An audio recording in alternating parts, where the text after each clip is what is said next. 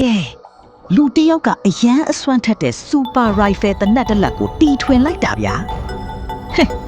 ဒါပေမဲ့ဒီတနက်ရဲ့အစွမ်းကိုစမ်းတက်တဲ့အခါအရှိမရှိတဲ့ကွန်ခရစ်နံရံပေါ်မှာကြီးရပီးပီးလေးတစ်ခုပဲထင်သွားတာကြောင့်အားလုံးကပါမှထူးခြားမသွားဘူးလို့ပဲထင်ခဲ့ကြတာပေါ့ဒါပေမဲ့တကယ်နံရံနောက်ွယ်မှာကွန်ခရစ်ကြီးတစ်ခုလုံးကိုလုံးဝဖောက်ထွင်းသွားခဲ့တာဖြစ်ပြီးအဲ့ဒီနောက်မှာကြီးမားတဲ့တွင်းကြီးတစ်ခုတော့ဖြစ်သွားခဲ့ပါသေးတယ်ဒါဒီမကသေးပဲတနက်ပြစ်လိုက်တဲ့အချိန်ကြောင့်ခလန်းလန်းကအဆောက်အဦတစ်ခုတော့ပျက်စီးသွားခဲ့ရပါတယ်လက်နက်ကိုပိုပြီးအစွမ်းထက်လာအောင်သူကဘက်ထရီအသစ်တစ်ခုကိုတက်ဆင်လိုက်ပြီးသူ့ရဲ့အဖော်ဖြစ်သူကင်မရာဖွင့်လိုက်လို့ပြောလိုက်ပါတယ်အရှိကိုစပြီးပြစ်လိုက်တာနဲ့တပြိုင်အဝေးမှာရှိတဲ့တန်မီတရားကြီးတစ်ခုကစက္ကန့်ပိုင်းအတွင်းပြုံကျသွားခဲ့ပါတယ်ဒီဗီဒီယိုကိုတော့သူတို့တွေကလက်နက်ကိုဈေးကောင်းကောင်းနဲ့ရောင်းရဖို့မျှော်လင့်ချက်နဲ့စစ်တပ်အရာရှိတွေစီကိုချင်းကပ်ခဲ့ကြပါတယ်ဒါပေမဲ့အရာရှိတစ်ယောက်ကတော့ဒီဗီဒီယိုကိုတန်တရားယူနေခဲ့ပြီးအဲ့ဒီလက်နက်ကိုပြစ်ကွင်းစီယူလာခဲ့လို့ပြက်သားပဲပြောလိုက်ပါတယ်ပြစ်ကွင်းရောက်လို့အားသွင်းလို့ရတဲ့ကစားစရာတနက်လိုပုံစံမျိုးထုတ်လိုက်တာကိုအရာရှိမြင်တဲ့အခါအထင်သေးတဲ့အကြည့်နဲ့ကြည့်ခဲ့တယ်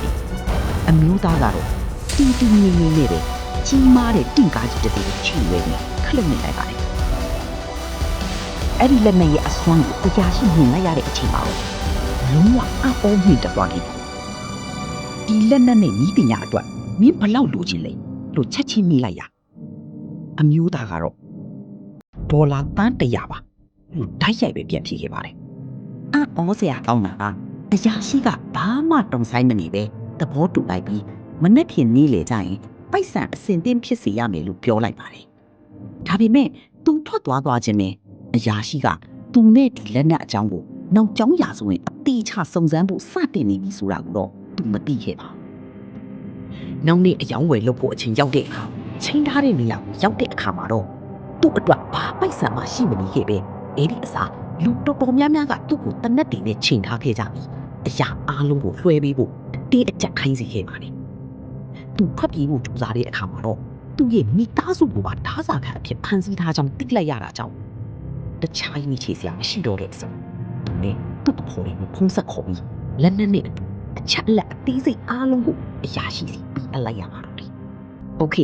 စစ်ဆေးပြီးသွားတဲ့အခါမှာတော့အရာရှိကသူ့ကိုရောသူ့မိသားစုကိုပါပြန်လွှတ်ပေးလိုက်ပေမဲ့အမျိုးသားဖြစ်သူကသူ့ရဲ့ကိုယ်ပိုင်အစီအစဉ်ကိုစတင်နေပြီဆိုတာကိုတော့အရာရှိကမသိခဲ့ပါဘူးမကြခင်မှာပဲသူနဲ့သူ့အဖေတွေကခေါင်မိုးထက်တစ်ခုကိုတက်သွားကြပြီးအဲ့ဒီမှာအချက်ပြလိုင်းချဲ့ဆက်တစ်ခုကိုတက်ဆင်ကအရာရှိရဲ့ကားကိုစောင့်ကြည့်နေခဲ့ကြပါတယ်တကယ်တော့သူဟာအဲ့ဒီလက်နက်ထဲမှာခြေရာခံဆက်တစ်ခုကိုကြိုပြီးဖွက်ထားခဲ့တာဖြစ်လို့လှုပ်ရှားမှုတိုင်းကိုအဝေးကနေလိုက်ကြည့်နိုင်ခဲ့တာကားကပစ်ကွင်းစီရောက်သွားတာနဲ့တပြိုင်နက်သူကဒုတိယမျိုးဆက်စူပါရိုင်ဖယ်တနက်ထုတ်လိုက်ပါတယ်အပြင်ပိုင်းကြီးရေပန်းကစားစရာတနက်လေးနဲ့တူနေမိသူ့ရဲ့အစွမ်းနဲ့ပြစ်ထွက်နိုင်တဲ့အကွာအဝေးကပထမလက်နက်တွေထက်အများကြီးပိုကြီးပါတယ်ဘယ်သူမှဘာမှမလုပ်နိုင်ခင်ပါပဲသူကခလုတ်ကိုနှိပ်လိုက်ရနောက်တစ်စက္ကန့်ပါပဲအဲ့ဒီကားလေးကလုံးဝစီညံ့ကြည်မြူးပျက်စီးသွားခဲ့ပါတော့တယ်ဒီလိုနဲ့ပဲဗျာအမျိုးသားဖြစ်သူကသူ့ရဲ့လက်စားချေမှုကိုအောင်မြင်စွာလှုပ်ဆောင်နိုင်ခဲ့ပြီးဘယ်သူမှတန်တရားကိုမှမခံရပြီအဲ့ဒီနေရာကနေ easy စွာထွက်သွား